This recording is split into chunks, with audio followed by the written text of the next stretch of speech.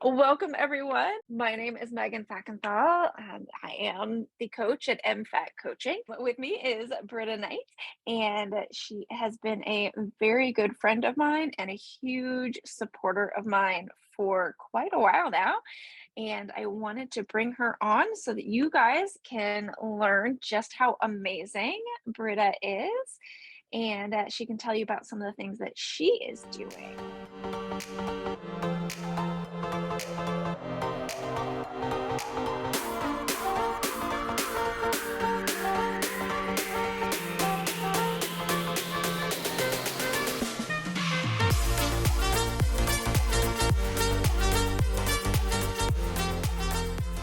Well, let's start with just tell us about yourself. What do you want people to know about you? Every story starts from the very beginning. So I was actually born in Peru, in Lima, and most people think I speak Spanish, but I was actually adopted when I was only 10 days old. So I've been raised out here in El Cajon. Um, I love California, so I'm a California babe, never gonna change, really. um, but yeah, I've been, let's see, involved with dancing growing up, and I guess people would say that I was a bit of a school nerd growing up. Um, I didn't study hard, but I did take my classes serious to really show how much education was important to me. Uh, and then after I continued, I actually majored in elementary education. Unfortunately, worst timing ever because that was when they were giving the pink slips out. So I took my computer skills, my typing skills, and I actually started working with an attorney who's close by, and he's an appellate attorney. And he's helped me through a lot in terms of really knowing if I ever need a job or just to kind of fill in. He can always reach out to me, which is great. And then I started getting involved with singing more. I started with the church, and then I started expanding. And yeah, so I joined San Diego Festival Choir because a friend of our family said you would enjoy it. And I was like, okay, and I love it there. I have fun. And then from there, I started doing schooling um, back at Queen Maca to earn a paralegal studies degree. Uh, and while I was doing that, I was doing their choir and continued singing. And Uh, since then, that's more where my interest has been. I do know how to play the piano, so it helps. And then just I like to game. I'm a big nerd, so I like comics and all that stuff. But yeah, that's mostly what you need to know about me. The main thing too, and I think I'll go into it more later on. Is when I was 33, I was actually diagnosed with stage 4 breast cancer, and that's mostly what controls my days these days is just figuring out how to navigate each and every single one of these days while I having to deal with that uh, disease is what I call it, and that's what my oncologist calls it. So it's been about 8 years now, and still pushing along. Yeah, you are. So, for those who don't know, Britta and I met in the San Diego Festival Chorus. That's how we initially met. And then we started talking. And that's when we learned we both have a love of planners. So, tell us a little bit about how you got into planning. So I think it started in high school when they give you those planners to write your schedules in. I was very articulate in making sure not only it had my notes, but that it did what it needed, like I needed to do, and make it attractive for myself. And then once cell phones came out, I relied on my calendar, of course, my phone, but realized that wasn't enough. I like to enjoy being creative with the calendar and doing that. So that's really how I got into it. And then, yeah, I found little groups and realized, oh, there's other people out there who like to do it too. So, I know, it's amazing, right? yes. Well, that's a good thing about the internet is you can find people who have your similar Oh, passions. indeed. I love it. And so how do you use your planners? So, one of my planners I use kind of as a memory planning. I like to um, take stickers and kind of choose a theme that I may be feeling for that month.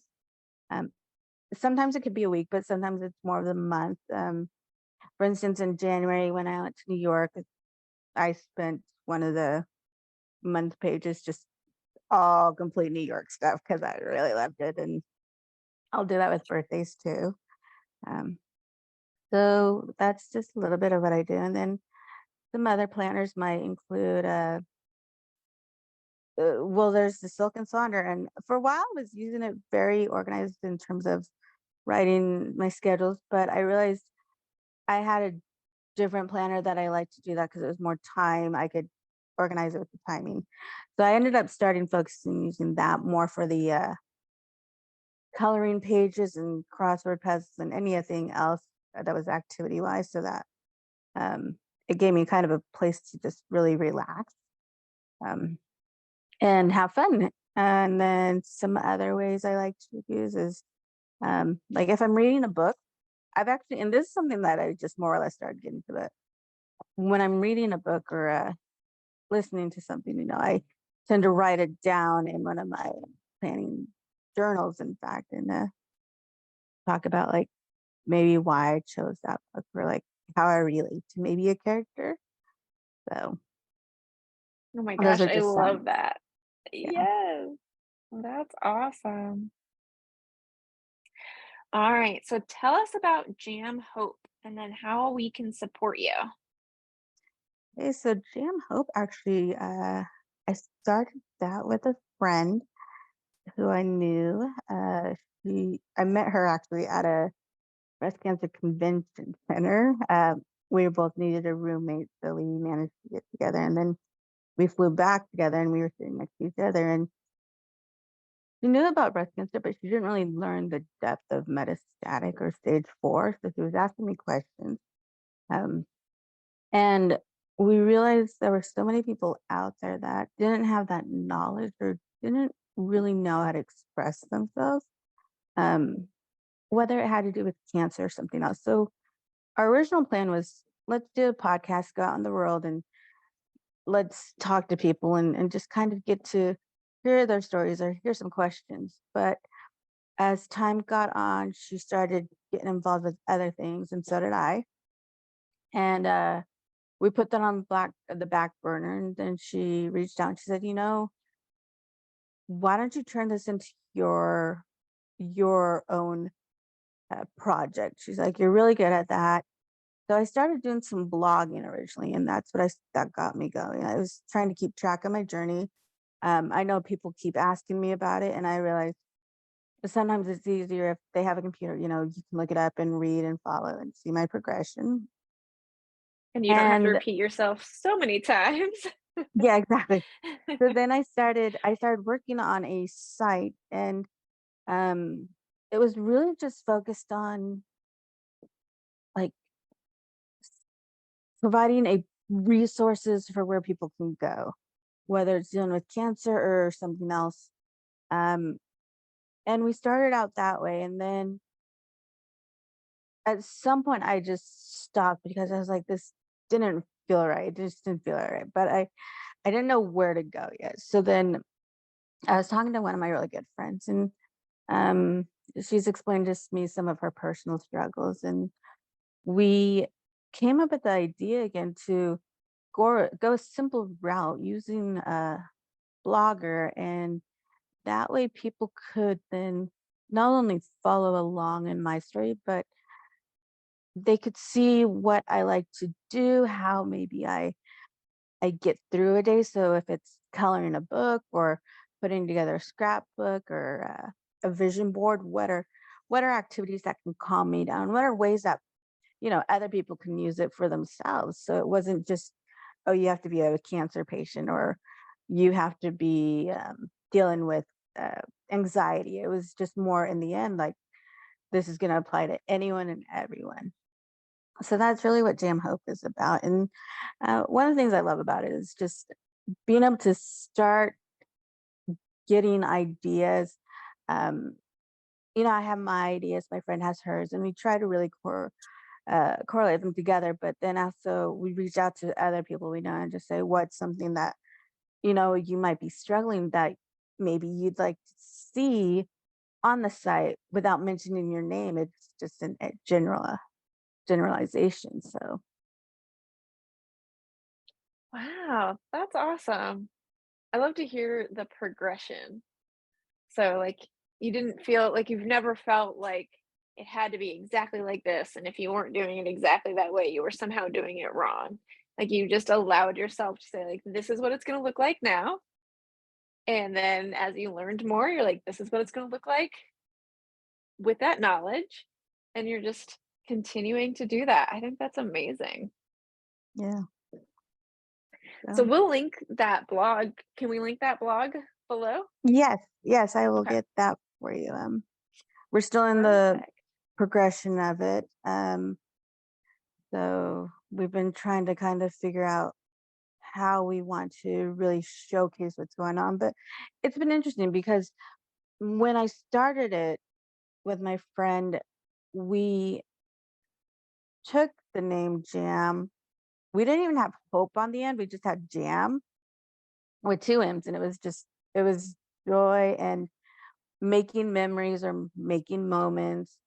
And then we started talking, and she kept always pointing out, like, no matter what I was going through, I always kind of more focused on that light at the end of the tunnel. And I had so much outlook, and she just kept asking, what is it that it gives me that? And I was just like, well, I think it's just I keep hoping that at some point it's going to get easier, or there's going to be something to help all the way. And I started realizing that's really what I really wanted to focus. So I added the word hope on the end so that people could see, like, you can have joy, you can make those memories. And in the end, that's going to help you kind of get on a path to having hope, especially during these times when we see so much going on in the world that we kind of lose that faith in that humanity, and we start losing hope that anything's going to get better. So Yeah, that's totally fair. I love that story. I love the addition of the word hope. And I am sure that you have inspired hope in a lot of people. Like, I know you've inspired hope in me. So that's really awesome. So, one of the things that Britta has done for her support of me is that she's been one of my Patreon members. And I think it's interesting that, like, this month we're talking about the emotion of anger, which can oftentimes be, I don't want to say the opposite of hope, but it's sometimes really like you have to get through the anger to find the hope. Um, and yet, and sometimes even anger can be a piece of hope. Like, if you can be angry, then there is, like, hope for that tomorrow you're still going to be around, for lack of, you know. Um, and so this is the first month where I actually was able to create a box of items to help people talk about that emotion. And Britta got one of those boxes. So I wanted to see, what did you think of the box? oh my goodness, I absolutely loved it. I was super excited when I got it. Actually, I Oh, think I good. opened it, and like the very first thing I did was like, okay, let's see what's in here. And I started going through it, and then like I found the stickers, and I was like, oh, I know what I'm doing with this. Didn't even wait 2 seconds. But I thought it was perfect. I thought it was a great way. And what was funny was not long after that, my sister visited with her kids, and I showed one of my nieces the box and just said, well, this is some ways that I can just let my frustration out. And she ended up getting a kick out of it. She was just giggling and just laughing, and I was like, "See, perfect." So, I love it. I can just see her like either getting hit by or using the blow up stick to be just to lightly tap you and be like, "Hey, what are you doing?" Oh, yeah. I love it. This is a random question, but do you have a favorite emotion? Uh, Favorite emotion. Uh, um, it's so broad. Emotions are so broad. Um, I mean, I would definitely say uh, happiness, joy. Definitely are some. I guess to me, like when I think of emotions, though, I also like to think of feeling at peace, having a Mm, very peaceful feeling inside, and I find that a lot, especially during this time, because um, I've experienced losses in my life with friends who have passed away, and rather than focusing on like the sad, I mean, don't get me wrong, I am sad and I cry, but I focus on the like they're at peace now, and we've got to remember what their life was about on while they were here. So um, I definitely like that one. I love that. Yeah, that's such a good way to both like honor your grief, but then also honor the person that you are grieving. Yeah. Do you have any questions for me? Um, well, I mean, since we're doing this, if there were people that wanted to join the group, I mean, what would you say, and how could they find you? Oh, absolutely. So, my Patreon is MFAC Coaching. So you can go to patreon.com/MFAC Coaching. There are 6 tiers that you can go into. So there's the highest tier gets you individualized coaching with me, as well as the box that Rita and I just talked about. And then the lowest tier just gets you entrance to the group itself. So there is a group, and the way Patreon works is I think you get an email every time I post, and so I post at least 7 times a month, sometimes daily, but so between 7 and 30.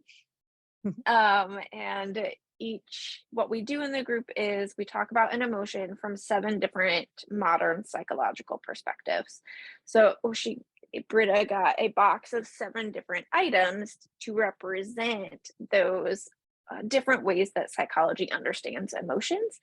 And so anger can come from biological things. Anger can come from your history. Someone can like spark some anger in you from your past.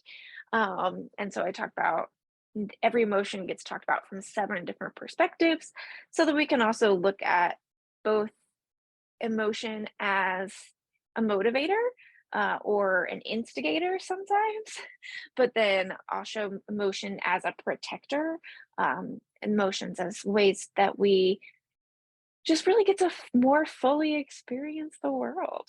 So, yeah, thank you so much for that question. Yeah, Yeah, of check course. us out. Uh, yeah, anything else? Um, no.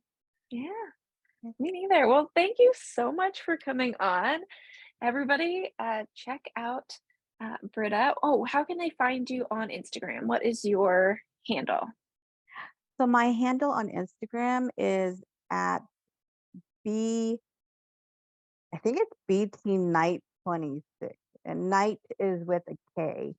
So don't go thinking it's nighttime that night. Think of it as the knight in shining armor. But it's all Absolutely. one word. So And we'll link that below also. Is there any place else that you are super active that you want people to find you? that's the main place where I'm active. I mean, I have a, I'm on Discord, but I also have a ability to be on Facebook. So if people need to find me there, they can. That's a little bit harder to find because I tend to set myself a little bit more private with the search. But people are able to still get a hold of me. I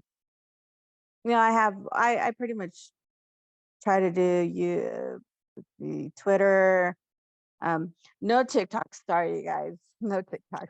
As much as I Yeah. think it's No, me neither. fun, I am just I've kind of tried to stay away from that I platform. feel like I'm too old or something, I don't know. So, um, but yeah, those would be the main places. Other than that, you can also just, I mean, I always tell people if they just need to talk, they can always email me too, and I'm always there. Um, you know, uh, I'm I am active on the American Cancer Society. So if there is anyone who they know is dealing with breast cancer, um, and going through hard times with side effects or anything, they can always go to that app and sign up to get cured by someone. And usually they can ask for try to find me. So Oh, perfect. Yeah, it's amazing how much you give back, Britta. All right. Well, thank you so much for watching, everyone. If you have questions, you can drop them below. Britta and I can answer those questions. And yeah, have a great week, everyone. Bye. I